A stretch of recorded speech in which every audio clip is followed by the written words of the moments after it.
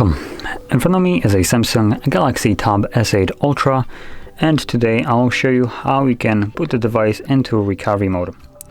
So before we get started, we'll need a computer and a cable that you can plug into that computer. So there we go, that's for me already connected.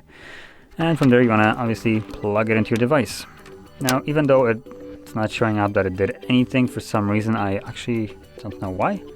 It could be because it is plugged into like a USB hub to my computer, but I know that it will work. I tested it already before, so yeah. Now, once you have the cable plugged in, let's start off by turning off our device. There we go. And once the device turns off, you want to hold power key and volume up at the same time. So let's do that right now.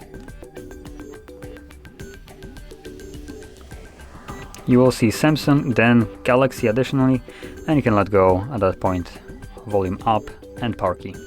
This will then obviously put you into recovery mode. So in here you will need to use volume keys to navigate up and down, and power key will be used to confirm whatever is selected. So as you can see, up, go, and power key obviously confirms like I mentioned. So that being said, from here we can reboot the system and go back to Android. We can reboot the bootloader, which does nothing. We can apply updates from ADB or SD card, wipe data, factory reset, wipe cache partition, mount system, view logs, run tests, power off the device, and repair apps. And that's about it. So anyway, that's basically all we have. So I'm going to stick with reboot system now, just to get back to the operating system.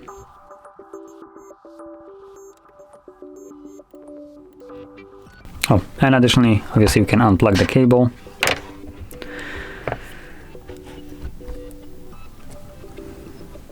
And as you can see, we are now back in Android. So if you found this video helpful, don't forget to hit like, subscribe, and thanks for watching.